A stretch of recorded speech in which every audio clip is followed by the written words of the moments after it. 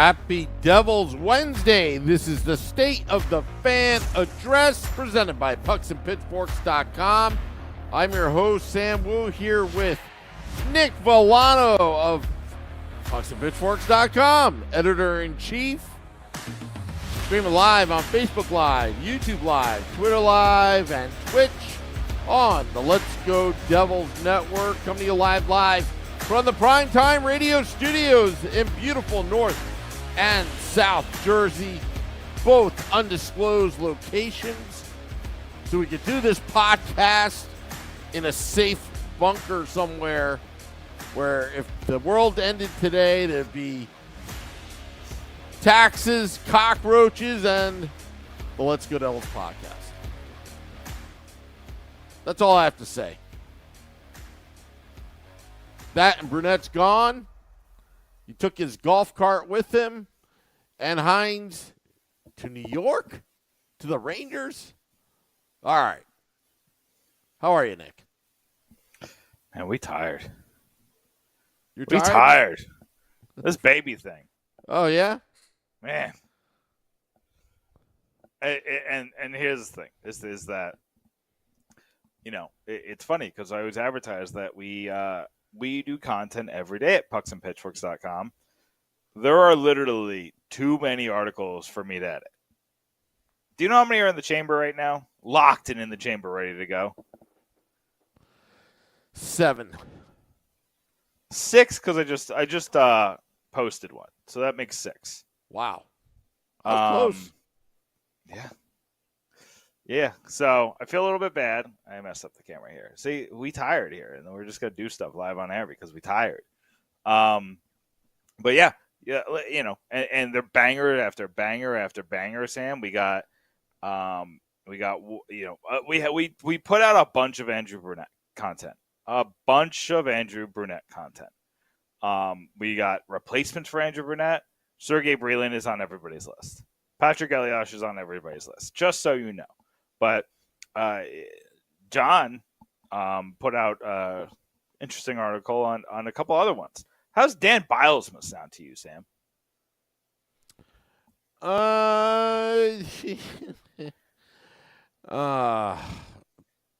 Going to the Pittsburgh well.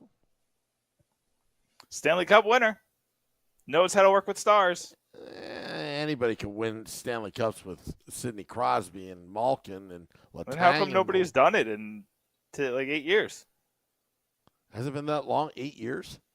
Was it 2014? Was it the last one? 2015? That was, hold on a sec here. Wow. We'll have to go back to the old Google and take a gander. I thought it was more maybe 2018. Oh, it's 2017. 2017? I was off by a couple. But that's still, it's been 6 years. You know? Wow. I mean, that's not that long. It's not as long as I thought it was. But, well, it was that 7 years. Because then there's 18, 19, 20. All right, 6 years. There's going to be 6 champions since the Pittsburgh Penguins last won a championship. So that's not too far off. But was that last one, what's the coach's name? Man, Sullivan? Was that last one Sullivan? I believe so. Yeah. So, but I mean, the Pittsburgh roster's aging. How do we get on the Pittsburgh Penguins? Anyway, I wouldn't hate Bilesma as an assistant. I think it makes a lot of sense to have an assistant. Don't want him as a head coach. I don't think that's like even like setting up for the future kind of thing, like what we thought might be happening with Brunette. This is more, do you need a guy good at offense, putting together, working with stars, and I like Bilesma for that. What I really like though, Sam, let me ask, what was your thoughts when they lost Brunette? Oh, I do. I think everybody knew it was going to happen. He's going to be, highly sought after. The job he did in Florida and under those circumstances, New Jersey's turnaround. My only beef with the whole Brunette thing was really fans giving 100% credit to Brunette and not Lindy Ruff. I didn't see that. And not Lindy Ruff for this past season. That it was the assistant coaches. It wasn't Ruff that turned this team around, and I I find that really hard to believe that people think like that. Ruff had a big hand in it. I think that Ruff's ability to let go did. I think him listening to new ideas and thinking outside the box and being able to take in those ideas. I do think Brunette had a very large component of the turnaround on offense. They were the number one team in high danger chances this year, and they were nowhere near that last year. They were good statistically, but they were nowhere near that kind of a number. So to have him to see that kind of turnaround, and he was the biggest addition on offense was Brunette, right? I can't get this cowlick to fix. Hold on one sec. There we go. We're just gonna do that. All right. Sorry, I'm looking at myself in the camera, Sam. I got this giant piece of hair sticking out. Oh, I didn't know. It wasn't great. I didn't notice. I think I made it. I don't know. Anyway, but I give Lindy Ruff. Here's the thing. I think head coaches always get too much of the credit, too much of the blame. Too much of the credit, too much of the blame. In every sport, right? Like Aaron Boone, I always talk crap on Aaron Boone. But realistically, Aaron Boone gets a phone call from some statistics guy, and he does that. He doesn't stray from it at all.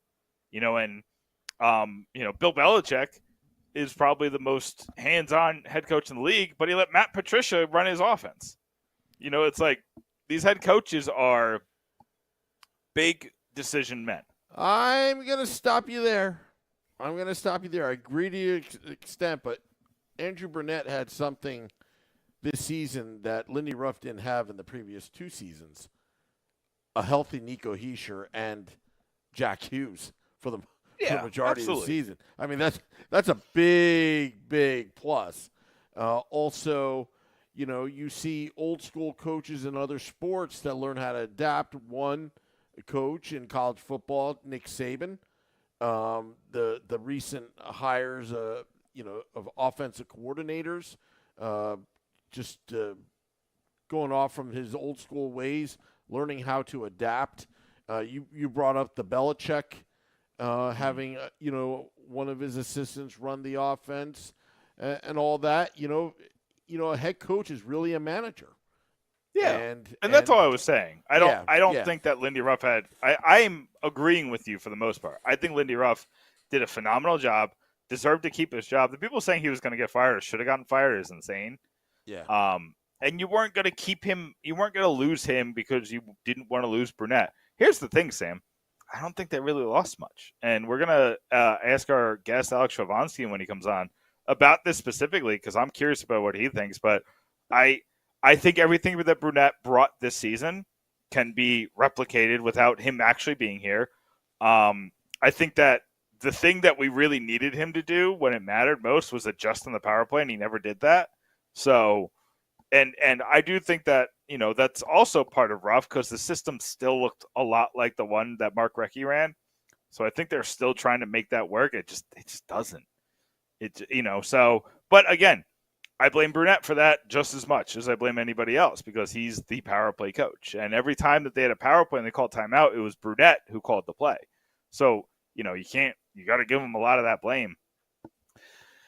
I think I was surprised it was Nashville, right? That came out of nowhere. Oh, yeah. My thoughts were, did John Hynes know about it too, or did he find out through Kevin Weeks?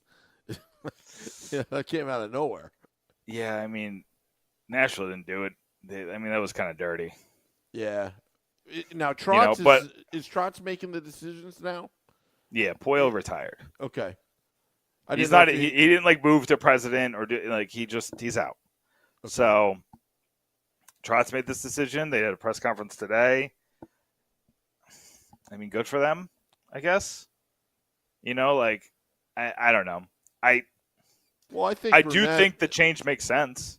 I think Brunette, from a spiritual standpoint, being the first player to score in franchise history, he has all those intangibles. But we'll talk a little bit, later. He only played there for a year, though. But still, headline, but it's like Don Lever, coaching the Devils. I'd be like, yeah.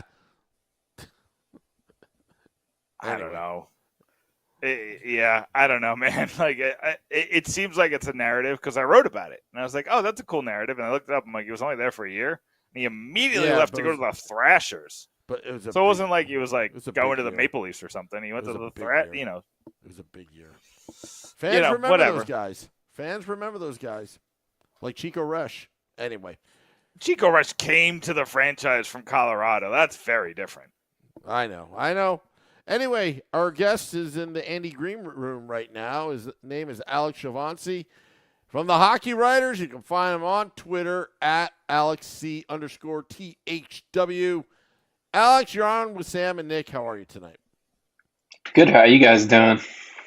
We're doing well, Alex. It's been a couple months since we had you on, and I was like, we gotta talk off season with Alex before he gets really into it.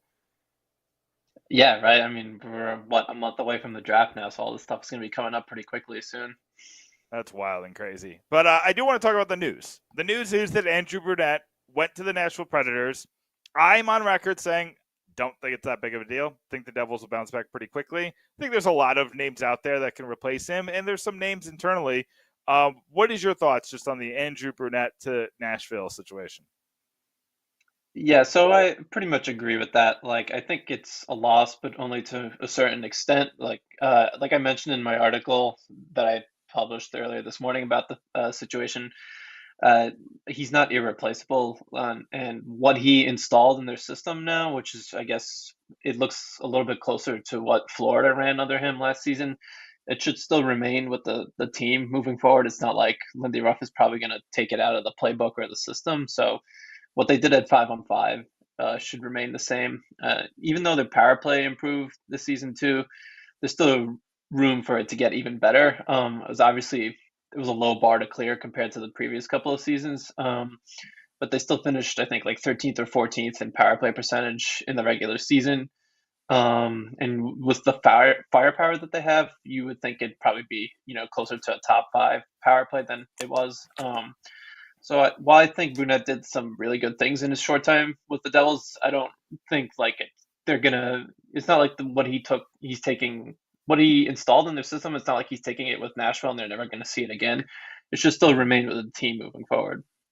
Yeah, everything he did was insanely replicable. Like you can do it over and over again. It's so I think that they have they have enough tape. They have a year's worth of tape just to keep doing it. So I think Ruff will do a good job. And something I was talking about before is I think Ruff has done a good job of being flexible with his own system and flexible with his own decision making. That he takes advice from others. He's willing to kind of that's an awkward situation.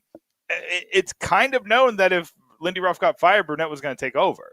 So to take that kind of advice or whatever you want to call it, take that kind of direction from your assistant coach or associate head coach, whatever he was called, and to implement it into the system, instead of just kind of downplaying your quote unquote successor, I think that was a really good job by Ruff.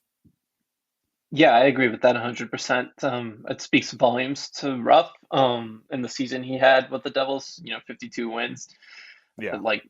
Burnett had his say in it, but Ruff could have just kind of shook off whatever Burnett suggested to him, and he didn't, and they put it in the system and it worked. So, and like I said before, I can't imagine that stuff is coming out of the system now since it worked. So I think they'll be fine without Burnett. I think the most important thing moving forward is to find someone who will make sure that the power play is at least as good as it was in the regular season. This year, I know in the playoffs it was terrible, so they got to work on that. But at least in the regular season, you want it to be hovering around 20 to 21%, and that's where they were this season. So whoever they hire next, hopefully it doesn't take a step back, because that could affect things for next season. But otherwise, I think they should be fine. So, what do you think this means for Nashville? Do you think they knocked it out of the park, or they kind of came out of nowhere to win this Brunette sweepstakes? Yeah, I always thought he was going to end up in Calgary. That just kind of seemed obvious because with Huberdeau, I think they need to get him going since that contract extension is going to kick in this year. And he had his best season of his career under Brunette in Florida, so it seemed like a logical fit. As for Nashville, I mean, based off what Barry Trotz said today, he was looking at he wants to become a more offensive attacking team. He even said with the draft coming up in a month, he wants his scouts to go find like some players that will bring fans out of their seats, those type of exciting players. And Brunette had a lot of those exciting type of players in Florida in his 1 year as their interim head coach. So I think it's a really good hire for Nashville. I think it might take a little bit because they don't really have those types of players to an extent right now. I mean, there's Philip Forsberg, Roman Yossi, Matt Duchene is still playing at a decent level, but they didn't have like the Huberto Barkov types of players that he had to work with in Florida. But I think it was a really good hire for them in time. I think if Trotz gets him the right players, through the draft and even some trades, I think they could be a really fun, exciting team to watch, which is, it's a big change from Hynes. He ran a more safe defensive kind of system, and now they're trying to flip the script and go, with the trend of the league and get more offensive and add goal scoring. And I think Brunette's a really good fit for that. So let's talk about Hynes. That's who Brunette very surprisingly replaced, and almost like the Baltimore Colts leaving in the middle of the night. That seems like how this Nashville decision was made. But now, life ain't so bad for Hynes. Hynes could sit back and collect that last year of his contract, but it looks like he might go to New York. What do you think about Hynes and the Rangers? What kind of fit is that? I really don't think it's a good fit for them. I mean, I think it's funny. I saw someone say this on Twitter, and I don't remember who it was, but Rangers fans, a lot of Rangers fans laughed at the Devils when they hired Ruff, and that came back to bite them. I don't know if that's going to happen with Hynes in time, but I feel like his safer defensive system is just not a good fit for how that roster is built right now. He's got Shesterkin, so that's obviously an eraser for like a lot of flaws that you have. And he had that with Saros in Nashville too. But the difference I think between the Rangers and the Predators is the Rangers have some more high-end scorers in their top six, so that could benefit him. It doesn't really seem like much of an upgrade, if any at all, compared to Gerard Gallant. I'm like curious what their reasoning is, other than Drury just was his teammate at Boston University back in the '90s. We'll see how it goes. I mean, I would probably take Peter Laviolette over him, but if that's the route they want to go, that's the route they want to go. I just don't see it being a great fit for how that roster is built right now. But do you even like Laviolette for that roster? Like, I feel like he's not a good fit either. Yeah, I agree with that, but I think he's probably a better fit than Hynes because Laviolette's teams tend to play a little bit more offensive, faster paced than Hynes. I think, Hynes has really, since he's been the Devils coach, his teams have been like slower, low event kind of defensive teams. And, if you look at what the Rangers have on the back end, Keandre Miller is obviously a pretty solid defenseman, and Adam Fox, is a Norris Trophy contender almost year in and year out. But the rest of their blue line, I'm not sure they have the defensemen to play that kind of system right now. So Shesterkin could face a lot of rubber, which he has already for the last couple of seasons. I don't know. It's an intriguing fit. A lot of people say that Hynes is great with players like communication and stuff like that. So that's what the players were looking for compared to Gallant. That Gallant wasn't really like a good motor. I guess he wasn't good at communicating with his players. So if that's what they want, they're going to get that with Hynes. But stylistically, I'm just not really sure I see the fit. All right, so let's move on to the offseason, kind of what the Devils are looking at. We have a lot to talk about. I'm gonna flip the script on you. I want to talk about Bratt and Meyer first because I asked you what the most important thing is, but I want to talk about Bratt and Meyer first because I think that's the obvious. Then we can move on to the rest of the important stuff. First of all, what would you do in this situation? And do you think there's any? First, let's ask: do you think that they could trade either one of these players? I mean, yeah, I guess it's possible. It depends. I don't think they're going to trade Bratt. I actually think they'll get a deal done there. I think they'll get one done with Meyer too, but he was a little more vague about wanting to sign long term. It's not that he said yes or no during his exit interview. He just didn't really. It felt like he didn't give an answer one way or another. If they get to late July and it's inching closer to an arbitration hearing, then things could get kind of iffy there. But I would still bet on the Devils being able to sign both players. And where are you on that? Do you think that Are you going to 9 on either of them? Like, how do you feel about those numbers? For Brad, I wouldn't be going to 9. I think Meyer will get closer to it, but I don't think he'll get 9. I think he could get something pretty similar to what Bo Horvat got from the Islanders, maybe a little more than that, say like 8.75 million a year, somewhere around there. So it'd Oof. be pretty close to 9. Um, Brad, I don't think he's going to get 8 years, so it'd be kind of interesting to see what the number is if he gets like a 5-year deal. I think he'll get close to 8, maybe just like a touch above it, but I don't see him going much further, getting hit much further above $8 million a year. Okay. That's going to make it very sweaty for the Devils to kind of figure out their cap beyond that. But I mean, I agree with you. I think you kind of have to get those deals done. You have no real other wingers besides those two. I mean, I just don't want Andre Palat on the top 6 anymore. So I'm with you on all of that. So besides those two, what do you think is the most important decision the Devils have to make this offseason?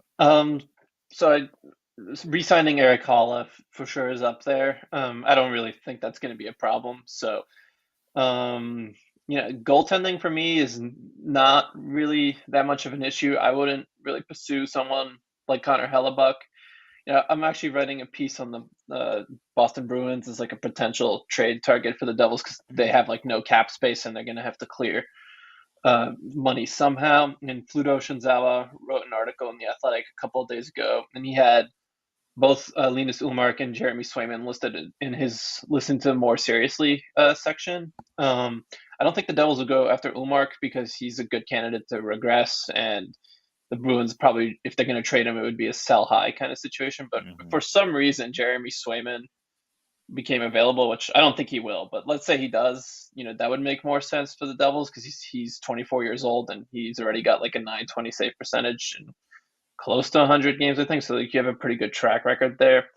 So I wouldn't address goaltending. I think after that, for me, it would be deciding if you think Shimon Nemeth is ready for the NHL. Because if not, then you probably have to go get a defenseman for a year, whether that's through a trade or a PTO or a free agent signing. Because that would be, if you don't think he's ready, and even if you do think he's ready, I mean, having Ball, Luke Hughes, and Nemeth back there is a really, really young group. You have 3 of your 6 defensemen who are below or 22 years old or younger. So, you're in win now mode. You probably want a little more experience back there. So that's a big decision they'll have to make as well. Yeah, I agree. I think the defensive thing is interesting. I just think I see people. I wrote about how the Quinn Hughes dream is dead today, and kind of how like there's just no point in talking about it anymore because they just can't afford it. I don't think that they can afford to pay anybody more than like $2 million. So like the Severson thing is null. The Ryan Graves conversation is null. Like you can't afford to pay anybody more than and I think the sneaky thing is I think Kevin Ball is going to get close to $2 million per year. I think they're going to try to sign him long. I think they like what he did, and I think a lot of people are going to be very surprised at the contract that he gets because I think they like him a lot. I think they think he's part of the plan in the future, and I think that they can get him at a good number. So that's going to really tighten the budget strings, and I think you're right. PTOs is probably where they're going to look. Like a Dmitry Kulikov, I think would be really interesting to bring back for a year and see if he can earn his way back on the roster. There's a couple other guys. I know everybody brings up Radko Gudas. I think he's going to be expensive too. He's going to make more than people think. So I think that you're right. You kind of have to go the cheap route and hope Nemeth maybe develops into the everyday guy in the middle of the year, or maybe, you figure it out from there. Yeah, I think what you could see with Nemeth is they give him like the regular season with the Comets again, and then it could be like a Luke Hughes situation next year where like, okay, we'll bring you up like maybe at the end of the regular season or for the playoffs and you're ready then. There's some defensemen I think on the trade market who have 1 year left on their deal that could maybe be interesting to the Devils too. Like I look at the Los Angeles Kings and they got 3 defensemen, who are on expiring contracts. Although Sean Dursey is a restricted free agent, so I'd imagine they keep him. But there's Sean Walker and Matt Roy who have 1 year left on their deals, and the Kings have Brant Clark coming up. So I'm thinking they're probably going to move one of these guys at some point this summer. probably won't cost much in a trade, and their cap hits are below $3.5 million, I think. So Mm. you could look for like a stopgap option like that on the trade market. I think another thing too that they're going to look for on the trade market is top nine talent. Whether that's a first line winger, although I kind of doubt that. Second line or third line winger, I think they look to add a little more scoring this offseason too. Looking at free agents in general, is there anybody you've kind of pinpointed that you think would be a good fit for New Jersey? Man, that's tough because this free agent class is not the best. Dookie. Alex, yeah, it's not good. If Alex Killorn were younger, I think the Devils would probably pursue him, but I see him getting a contract that just will end up being pretty problematic. Ivan Barbashev seems like he would be someone who probably wouldn't be too expensive, and he's a little bigger. You bring some size, but he can score, play like a middle six role. I could see someone like that maybe being of interest to them. Yeah, I had a long list of this somewhere on my Mac. Let me see if I still got it somewhere here. Yeah, so like Barbashev is one. I know they've been linked to Tarasenko in the past, but I think that ship has sailed. I don't really see them pursuing him as a free He's going to make agent. more money than he deserves. Yeah, so if let me throw a name at you. Oh, you go first, then I'll throw a name at you. Yeah, I was gonna say Max Pacioretty because if the Carolina Hurricanes don't sign him, obviously there's the health issues. He's torn his Achilles twice in the last year, so but he should not cost more than $1 million to $2 million on a cheap 1 year deal. So it's a pretty low risk thing. If you think his health checks out, he could probably help this team if you don't want to spend big bucks because you have to re-sign Meyer and Bratt here. That'd be one name maybe I could see in free agency, but I don't know. This free agency class, I would not be getting too deep into it this year for sure. The one guy that I really like, and I liked him at the trade deadline, just because of the role he plays and how much he's not going to cost, is Sean Monahan. He had such a better season in Montreal this year than he was in the dirt for 2 years. Didn't Claims traded a first round pick to get rid of him, right? Yeah, I believe so. Yeah. So he was nothing, and they did that to sign Nazem Kadri. So that just Flames are in rough shape. Good luck, Toronto Maple Leafs. But beyond the point, I think that he would cost $1 million to $2 million, somewhere in that range, like no more. I think him and Holla could rock paper scissors for that, playing center on Jack Hughes' line and just going to a wing after the faceoff role, because I think Monahan would be better offensively in that role than Holla was. Maybe he'll be a little bit worse defensively, but I mean, you kind of really want to drive offense on that Jack Hughes role. And again, he's got injury history. He's got a lot of there's a lot of red flags, but you're signing him a 1 year deal. So the worst thing that happens is you put him on the fourth line. Okay, it is what it is. But I think that's a risk worth taking. What are your thoughts? Yeah, it's a little bit like Max Pacioretty too. Like he has the health issues now, so you kind of want, if that checks out, I think Pacioretty is a relatively healthy player until the last couple of seasons. Monahan's had a pretty long injury history at this point. But if his health checks out, I could see him being a depth option too. If Fitz doesn't want to spend big on a free agent this year, and yeah, it could be a little bit like Holla. Like you play him at center, that doesn't work. You could play him on the wing a little bit. You could also move him down the lineup, but yeah, there wouldn't be much risk in that. So if you're kind of on board with the Pacioretty thing, I think Pacioretty probably has more upside if he checks out, his health checks out, but. Yeah, I think they're pretty similar, so I could see it, being a thing for sure. So, Alex, I want to give you a couple of minutes just to kind of promote what you got going on. You're writing in a couple of different places. I'm sure you're excited to write about the off season. What do you got going on? Yeah, so I hinted at it before, but I'm, doing I was actually going to have it today, but since the Brunette thing happened yesterday, I pushed back a day. So, yeah, trade targets from the Boston Bruins. I got a couple for sure. I already mentioned the goalies, but there's a couple more there. Then I think either Friday or Saturday, I'm going to have something about them, the Devils not really needing to address goaltending right now. I don't think that's really a priority for them. And then some point at the weekend, maybe Monday, if not, I'll have the trade board for the hockey writers up. That's just where I aggregate stuff. Yeah, I just aggregate from Frank Saravalli and The Athletic, places like that, because I don't have my own sources. So That's fair. Yeah, we just put that up in the weekend, and then we'll see how the rest of the. I'm just kind of playing it by ear now. If any rumors come up with the Devils, I try to write about that. I've been waiting for Friedman or Saravalli to say something on 32 Thoughts or DFO Rundown, but still haven't gotten much yet. So be doing that over the next couple of weeks, and then before you know it, the draft and free agency will be here. So a lot to get over for the next few weeks. And we'll definitely share out that trade board once you put it on your Twitter. That is at AlexC_THW. Make sure you follow Alex Chauvancy on Twitter. Follow him in all the social media channels that he's on. I think it's just Twitter, right? That's the only place where you're. Yeah, I'm on Instagram too. Yeah, I'm on Instagram too, but I don't really use it. I don't care for Instagram, so just Twitter. Yeah. Mark Zuckerberg can eat it. It's fine. But Alex, Yeah. I really appreciate you coming on, spending some time with us. Looking forward to all those pieces, and we'll have you on again soon. Yeah, thanks for having me. Should be a fun few weeks for sure. Oh, we're excited. Thanks, Alex. Take care, guys. Take care. Oh, it's nice to see Alex again. A good friend of the podcast. A good friend of the podcast. Very good. How do you become a best friend of the podcast? Do we only have one best friend? Is Chico our best friend? Ooh, that's. Ooh. Don't want to go there.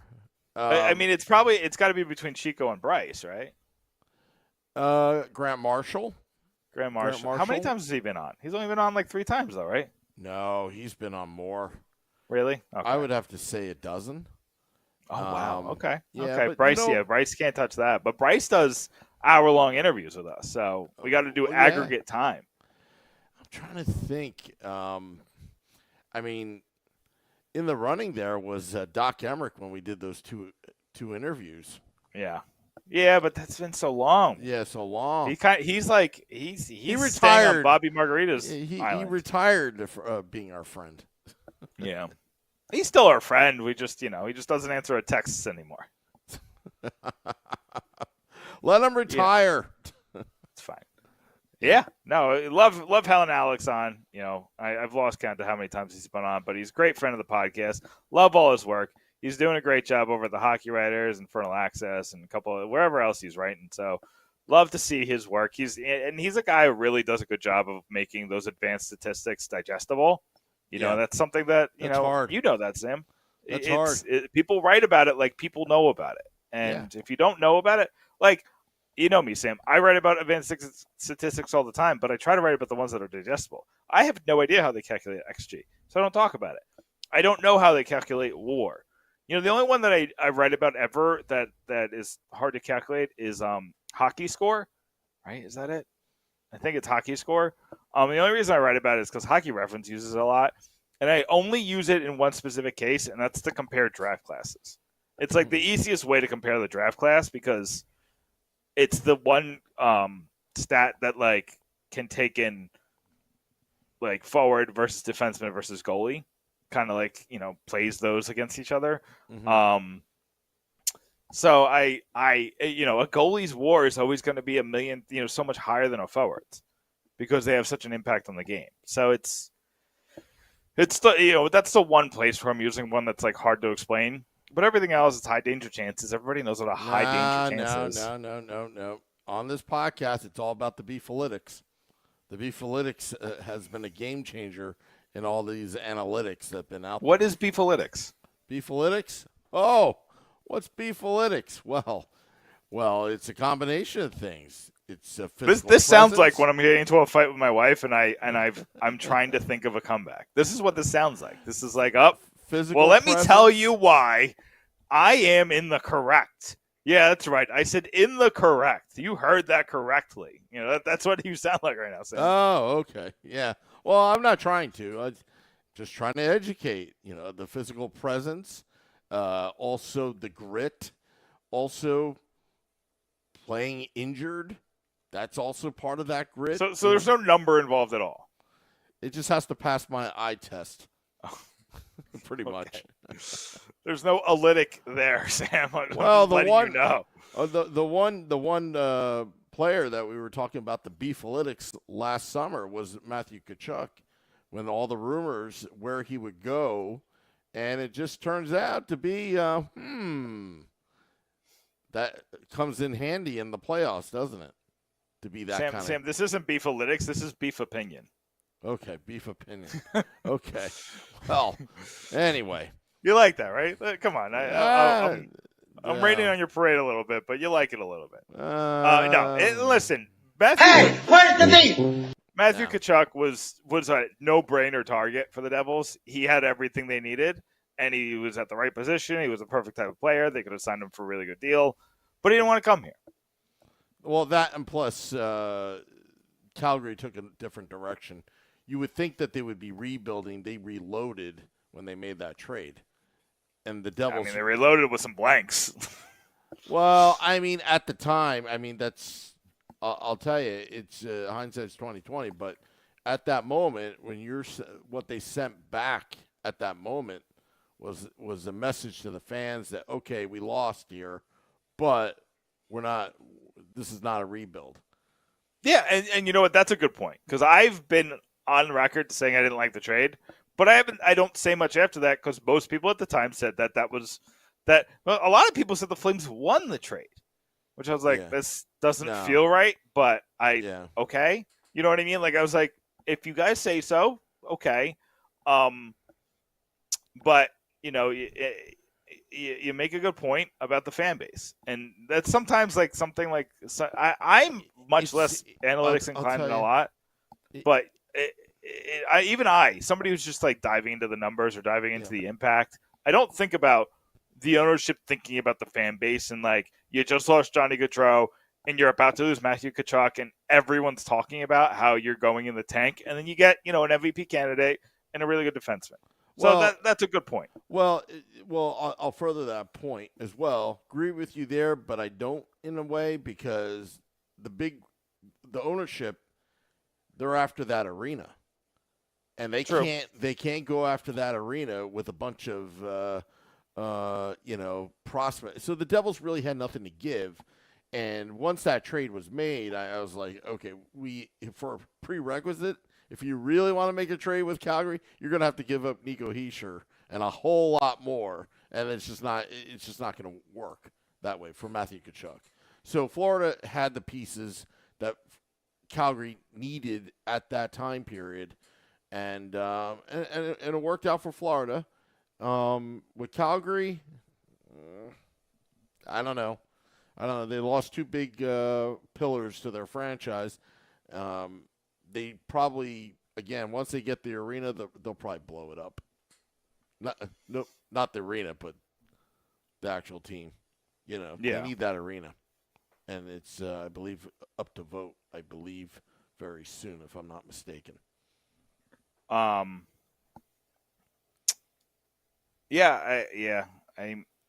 didn't. It's not approved yet. I think it has something to do with Canadian politicians. Whoever wins that supports the arena. I think it's all about the execution now. I don't follow Canadian politics or whatever that's going on there. I mean, they need a new arena, and if they're not going to get it, well, it's going to be bad, really bad. Yeah. But Sam, that's all I got. I'm ready for plugs. All right, well, why don't you plug away? All right, so I told you pucksandpitchforks.com is bumping right now. So we got plenty of Andrew Brunette content. I wrote a piece, John wrote a piece, Jersey Joe wrote a piece. Plenty of Andrew Brunette content right now. David Williams just put up, just minutes before the podcast went out, he's writing about the 8 realistic Pacific Division trade targets. He's going to go team by team across the NHL, one division at a time, and write about realistic trade targets the Devils should go after. So, no, Connor McDavid is not a realistic Pacific Division trade target, but, you know, there's a couple really interesting guys. I like Alex Iafallo. You know, he's a guy who's always really made sense for the Devils. You know, he's a bottom 6 guy. I think that he would really fit the bill, but interesting trade targets. I wrote about, you know, Alexander Holtz and whether this might be his last chance, because I think it is. I think Alexander Holtz is hanging on for dear life. I also wrote about Quinn Hughes. I kind of teased this earlier in the podcast. Sam, the Quinn Hughes is never going to be a Devil. If he is, it's going to be after 2027 when he becomes a free agent. But the Devils and Canucks will never come to a trade, and the Devils never want to pay for that contract. They just can't afford it. We just talked about Bratt getting 8 and change, and Timo Meyer getting $8.75 million. There's no way that they can add Quinn Hughes to this roster. So the dream is dead. Dan Rice wrote about Eric Halla finding the perfect fit with the New Jersey Devils and vice versa. We talked about salary cap projections. We talked about whether the Devils should go after an elite goaltender. And then right now in the docket, these are all things that are on pucksandpitchforks.com right now. All brand new stuff. In the docket, Marcy Rubin has a story about 3 Devils who have a lot to prove in 2023, 2024. Trey Matthews has a story on Nico Hischier, has a lot of quotes from the captain about what it's like to be a leader for the Devils. Charlie Borges Jr., he wrote the 5 worst Lou Lamoriello reacquisitions of his tenure in New Jersey. He's going to write about the 5 best reacquisitions. Those are players that played for the Devils, left, and then came back under Lou Lamoriello. And then we have a brand new writer, Steven Hynes. I don't know what this one's about, but he has an article that's going to come up tomorrow. So check that one out. Wow. Good stuff. Pucksandpitchforks.com. We got it going on, Sam. Yeah. We got it going on.